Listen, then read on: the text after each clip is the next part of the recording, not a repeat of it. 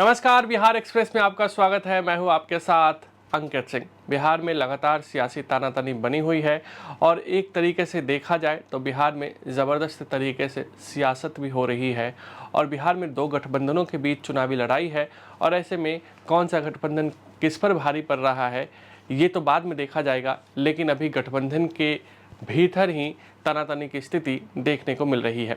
आज हम बात करेंगे एनडीए के बारे में। एनडीए के गठबंधन सहयोगी जेडीयू ने अपने पार्टी कार्यालय के बाहर एक बड़ा पोस्टर लगा दिया है जिसमें दावा किया गया है नीतीश कुमार 2030 तक बिहार के मुख्यमंत्री पद पर बने रहेंगे। ये तब हुआ है जब हरियाणा के उनके समकक्ष नायब सिंह सैनी ने कहा कि भाजपा पूर्वी राज्य में सम्राट चौधरी के नेतृत्व में चुनाव जीतेगी। बिहार के सबसे लंबे समय तक मुख्यमंत्री रहने वाले व्यक्ति के लिए एक और कार्यकाल की मांग करते हुए जेडीयू ने एक पोस्टर लगाया है जिसमें साफ तौर पर लिखा हुआ है 25 से 30 फिर से नीतीश। जेडीयू नेताओं ने साफ तौर पे कहा कि ये संदेश दर्शाता है कि नीतीश का जादू अभी भी बरकरार है। जदयू को लगता है कि नीतीश कुमार के ही भरोसे बिहार में चुनाव जीता जा सकता है।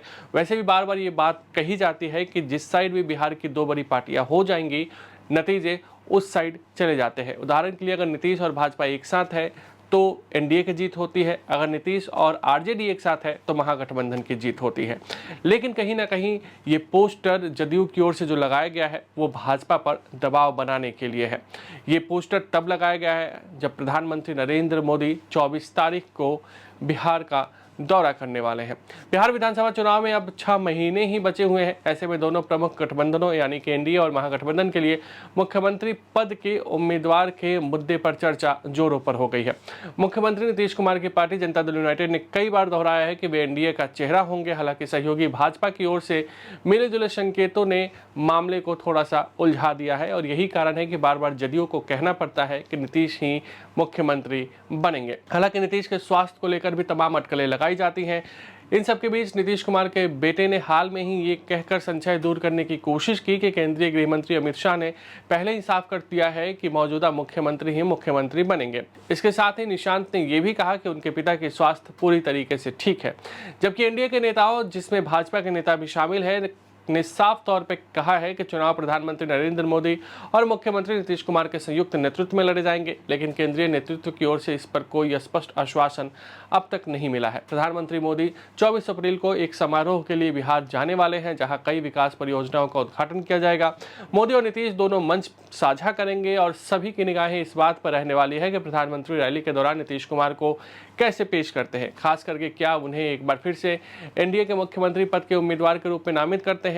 अगर मोदी ऐसा करते हैं तो एक तरीके से अटकलों पर विराम लग जाएगा। हालांकि इस बार ऐसा करना मुश्किल लग रहा है। 2020 में प्रधानमंत्री ने ऐसा जरूर कहा था, लेकिन इस बार क्या वो कहेंगे, इस पर सबकी निगाहें रहने वाली है। दूसरी ओर भाजपा नेताओं ने कहा है कि चुनाव नीतीश कुमार के नेतृत्व में लड़े जाएंगे, लेकिन महाराष्ट्र में चुनाव के बाद के परिदृश्य ने नई चिंताएं पैदा कर दी है। ये चिंताएं जदयू के लिए भी है। महाराष्ट्र में हालांकि चुनाव तत्कालीन मुख्यमंत्री एकनाथ शिंदे के नेतृत्व में लड़े गए थे, लेकिन सबसे बड़ी पार्टी के रूप में भाजपा ने अंततः मुख्यमंत्री पद पर दावा कर दिया। बिहार में भी ऐसी ही परिस्थिति पैदा हो सकती है जहां भाजपा के पास वर्तमान में जेडीयू से अधिक सीटें हैं। हालांकि पिछली सरकार में उसने सीएम के रूप में नीतीश कुमार का समर्थन किया था, लेकिन इस बार क्या ऐसा होगा, इस पर सवाल बना हुआ है। नवंबर के चुनाव के बाद यह व्यवस्था जारी रहेगी या नहीं रहेगी, यह अनिश्चित है और जेडीयू कथित तौर पर महाराष्ट्र की मिसाल दोहराए जाने को लेकर असहज की स्थिति में है।